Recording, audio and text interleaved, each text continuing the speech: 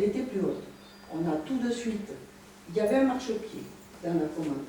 On a vu que ce marchepied, et vous étiez là, il faisait défaut. On a changé le marchepied. Enfin, le marchepied a été changé. On a mis, comme monsieur le maire vous dit, des accroches pour pouvoir que les personnes plus de 65 ans, la dame qui, hélas, eh bien, elle a dérapé sur le marchepied, elle est bien au-delà de 65 ans. 94 ans, ça fait que, quand même, on est moins agile. C'est peut-être ça. Est-ce que la navette, elle est pour les personnes de 20 ans ou 30 ans? Non. Mais vous le saviez, madame Tenza. Vous le saviez. Cette navette, vous savez très bien, elle est pour les chômeurs, pour les demandeurs d'emploi et pour les personnes de plus de 65 ans. D'ailleurs, elle va servir au repas des aînés. Elle sert aussi à nos sportifs. Donc, on a pu faire, et on a remarqué tout de suite les améliorations à apporter. Et on les a apportées. Donc, bien entendu, s'il y a des choses qui nous préoccupent, et ça nous préoccupe, de mettre un service de qualité, eh bien, on va améliorer encore ce service. Alors, on l'a fait. Alors, madame Tenza, on vous a fait... Mais moi, je vous ai expliqué, et ensuite, s'il faut faire encore des améliorations, je ne vois pas comment on peut les faire. Hein. On vous a demandé d'inscrire au budget l'achat d'une navette PMR. Vous vous êtes engagé à le faire. On arrive à la fin. Je termine. Vous vous êtes engagé à le faire. On arrive en fin d'année, ce n'est pas fait.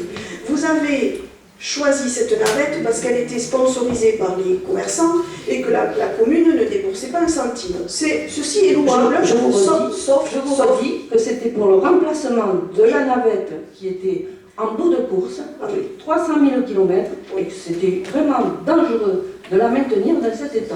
Pour les personnes, on va dire, de plus de 65 ans, et pour les personnes qui l'utilisent. Donc voilà, c'est un choix, et je crois qu'on ne s'est pas trompé sur le choix. Madame Tenza, plus de 65 ans, demandeurs d'emploi, et les PMR, les personnes, et les mamans demandeuses d'emploi avec des poussettes, vous les mettez où? Avouez que vous vous êtes planté. Point. Je laisse au monsieur le maire répondre. Vous vous êtes trompé. Et vous avez inscrit au budget, on vous l'a demandé, vous avez inscrit la somme, mais vous n'avez pas fait l'achat de la navette. Pas encore fait l'achat. Je reconnais qu'on n'a pas encore fait l'achat. Oui. Et les personnes à mobilité réduite, je suis désolée, mais ça fait plusieurs fois qu'on vous fait la remarque, et chaque fois vous avez les mêmes réponses. C'est tout. Ceci dit, il y a 3 personnes qui sont tombées. j'aurais pu tomber avec du c'est pas le problème. Dernière question. Peut-être.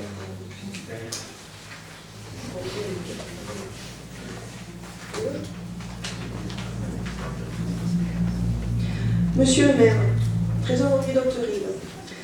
Depuis plusieurs mois, la trésorerie d'Hauterive est menacée de fermeture au vu de la nouvelle réforme. Nous avons participé à vos côtés au rassemblement pour le maintien de la trésorerie d'Hauterive le jeudi 3 octobre 2019. Pouvez-vous nous dire les mesures qui ont été prises lors de l'assemblée de l'AMF, comme vous l'avez évoqué ce jour-là, ainsi que vos actions en tant que maire d'Hauterive afin de maintenir ce service pour les Hauterivains? Je vous remercie de me poser cette question. D'abord sur l'Assemblée générale de l'AMF Haute-Garonne. Le président départemental, je peux vous dire qu'il n'était pas enclin à me suivre quand je lui ai demandé de faire une motion contre la suppression de trésorerie. Il a quand même finalement accepté et ça a été mis aux voix et voté à l'unanimité. Une motion donc contre la suppression de trésorerie. C'était un peu amusant, je le reconnais. Je me suis permis en suivant d'écrire à M. Darmanin, ministre des Comptes publics. Monsieur le ministre, en tant que maire d'Hauterive, je vais subir la fin des services publics sur ma commune, car dans le courant de l'année prochaine, il est prévu la fermeture de la trésorerie. Bien sûr, le directeur départemental de la LGFI m'a expliqué avec talent que cette clôture allait s'accompagner de nouveaux services, mais je suis étonné d'être mis devant le fait accompli, voyant que la concertation entre l'État et les maires avait été remise à l'ordre du jour. Ma commune compte près de 10 000 habitants. Elle est le chef-lieu d'un canton de 47 communes, qui compte plus de 30. C'est plus de 90 000 habitants. Elle est la plus peuplée du PETR du Sud Toulousain, et malgré cela, je constate qu'elle n'a pas été priorisée dans la géographie revisitée les services de la DGFiP de notre département. Je ne peux accepter que le conseil aux élus, le contrôle de nos recettes et nos dépenses soit externalisé, et je suis également très préoccupé du sort des 8 agents qui travaillent sur place. Je souhaiterais, monsieur le ministre, que vous puissiez revoir le projet avant son application définitive et que le service public ne soit pas sacrifié sur l'autel des économies budgétaires. Je vous remercie par avance de tout l'intérêt que vous accorderez à ma demande et au prix de croire, monsieur le ministre, à toute ma considération. Je viens de recevoir une réponse, c'est pas le ministre qui m'a répondu, mais le secrétaire d'État auprès du ministre, qui s'appelle Olivier Dussault. J'ai pris connaissance de votre correspondance par laquelle vous attirez l'attention de M. Gérald Darmanin, ministre de l'Action et des Comptes publics, qui m'a transmis votre courrier sur vos préoccupations relatives à la situation des trésoreries dans votre département. J'ai demandé à M. Jérôme Fournel, directeur général des finances publiques, de faire le point sur ce dossier. Je ne manquerai pas de vous tenir informé de la suite qui pourra lui être réservée. Je vous prie de croire, monsieur le maire, à l'assurance de mes sentiments les meilleurs. Monsieur le maire, le jour de la manifestation, qu'est-ce que je vous avais proposé? Qu'est-ce que je vous avais proposé?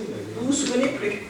Je vous avais proposé de monter un comité local avec les autres élus, et j'étais même prête à vous accompagner, et d'aller demander rendez-vous au ministre. Parce que ce n'est pas des lettres bateaux comme ça, auxquelles on aura des réponses. J'ai une réponse. Oui, non, mais franchement... J'ai une réponse, écoutez, en relation. Je vous avais demandé de demander un rendez-vous au ministre. Vous m'avez presque rionné, vous avez dit on le fera dans le cadre de l'association des maires. C'est tout? Vous n'avez rien d'autre à répondre?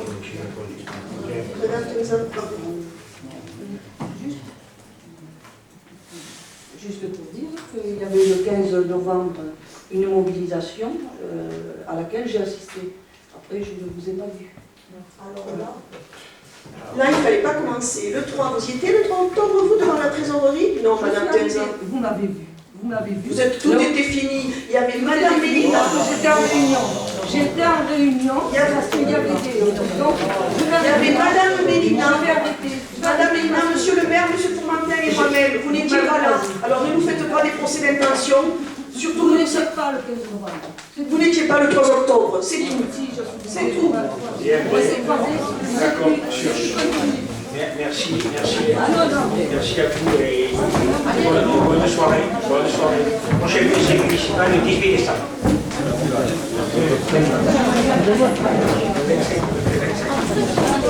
Thank you.